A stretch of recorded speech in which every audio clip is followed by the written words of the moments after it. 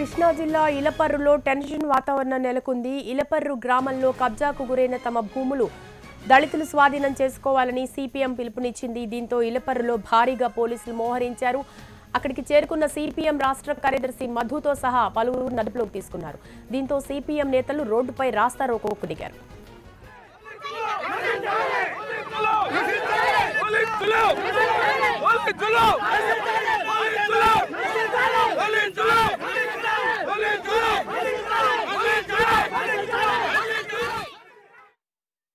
ఈ చేపల చెరువులు రొయ్యల చెరువుల పేరుతో అన్యాక్రాంతమైనటువంటి భూములన్నీ కూడా పేదవాళ్ళకి దక్కాలని చెప్పేసి ఈ ఆందోళన ఊపందుకుంటా ఉంటే ఎవరైతే దొంగలు ఈ భూములు ఆక్రమించినటువంటి దొంగలు ఈరోజు ఈ ఆందోళనని అణిచేయాలని చెప్పేసి ప్రయత్నం చేస్తున్నారు. ఇది మనకో పోలీసు వాళ్ళకే తగాదా కాదు, పోలీసులకే మనకో తగాదా కాదు, మనకో ఈ ప్రభుత్వానికి తగాదా. అయితే ఈ ప్రభుత్వం పోలీసులను వినియోగించి ప్రతిదానికి పోలీసులను వినియోగిస్తూ ఉంది. ఈ ఒక్కదానికే కాదు, హిందూపురంలో తెలుగుదేశం వాళ్ళ మధ్య తెలుగుదేశం వాళ్ళు తన్నుకుంటుంటే అక్కడ నిషేధాజ్ఞలు వినియోగించారు. ప్రతిదానికి పోలీసులు వినియోగిస్తున్నారు. నీరు మట్టి అంటే పోలీసులు, జనభూమి అంటే పోలీసులు, అయిందానికి కాందానికి పోలీసు వాళ్ళు వినియోగిస్తున్నారు. వాస్తవంగా పోలీసులు లా అండ్ ఆర్డర్ మెయింటైన్ చేయాలా. పోలీసులు ఎక్కడైనా దొంగతనం జరిగితే వాటికి అదుపు చేసేదానికోసం ప్రయత్నం చేయాలా. ఎక్కడన్నా రౌడీలు చేయకూడని పనులు చేస్తే వాటిని అదుపు చేసేదానికి ప్రయత్నం చేయాలా. పోలీసు వాళ్ళ డ్యూటీయే వేరు. కానీ తెలుగుదేశం ముఖ్యమంత్రి చంద్రబాబు నాయుడు అధికారానికి వచ్చిన తర్వాత పోలీసుల్ని అయిందానికి కాందానికి ప్రతిదానికి పోలీసులు వినియోగిస్తున్నాడు. అందులో భాగంగా ఈరోజు గుడివాడలో కూడా పోలీసుల్ని మన మీద వినియోగించారు.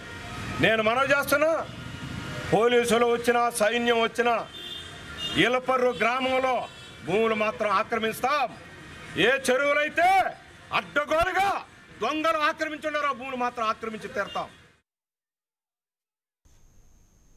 కృష్ణా జిల్లా ఇలపర్రులో ఉద్రిక్త పరిస్థితికి సంబంధించిన పూర్తి సమాచారాన్ని మా ప్రతినిధి మధు అందిస్తారు. మధు, సిపిఎం నేతల ధర్నా కొనసాగుతోందా? అలాగే ఈ పరిస్థితిని కంట్రోల్ చేయడానికి పోలీసులు ఎటువంటి ప్రయత్నం చేస్తున్నారు?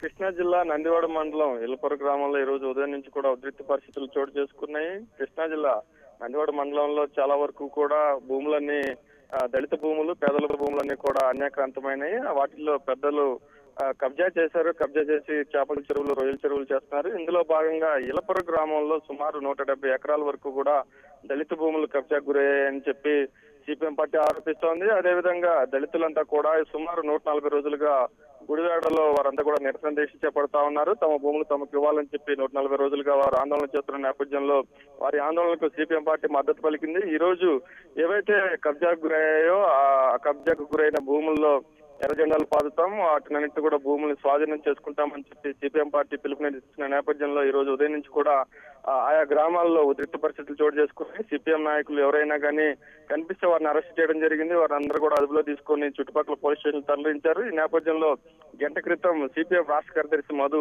కొంతమంది నాయకులతో గుడివాడ నుంచి ఇలపర్రుకు బయలుదేరిన క్రమంలో గుడివాడలోనే ఆయన్ని అరెస్ట్ చేయడం జరిగింది. ఈ సందర్భంగా పోలీసులకి సిపిఎం నాయకులకి మధ్య తీవ్ర పెనుగులాట జరిగింది. ఈ రోజు పోలీసులతో ఉద్యమాన్ని అణచివేయొచ్చు, అదేవిధంగా దళితులకు అన్యాయం జరుగుతుంటే తాము వారి పక్షాన పోరాడుతున్నాము, దీన్ని పోలీసులతో అణగదొక్కే విధంగా ప్రభుత్వం వ్యవహరిస్తోందని చెప్పి సిపిఎం రాష్ట్ర కార్యదర్శి మధు ఆరోపిస్తా ఉన్నారు. ఎన్నిసార్లు అడ్డుకున్నా, ఎంతమంది అడ్డుకున్నా కానీ పోరాటం కొనసాగిస్తాం. ఈ రోజు ఈ తమ కార్యక్రమాన్ని భగ్నం చేసి ఉండొచ్చు, కానీ మిగతా రోజుల్లో ఆ దళిత భూములు ఏవైతే కబ్జా కురయ్యో వాటన్నిటిని కూడా తిరిగి సాధించే వరకు పోరాటం చేస్తామని చెప్పి సిపిఎం నాయకులు స్పష్టం చేశారు. ఈ నేపథ్యంలో ప్రస్తుతం సిపిఎం నాయకులందరినీ కూడా ఎక్కడికక్కడ అరెస్ట్ చేసిన నేపథ్యంలో ప్రస్తుతం ప్రశాంత వాతావరణం ఉన్నప్పటికీ కూడా సుమారు గంట క్రితం వరకు కూడా కొంత టెన్షన్ వాతావరణం అనేది ఇలపర్రు గ్రామ పరిసర ప్రాంతాల్లో కనిపించింది. Sirisha. Right, thank you Madhu.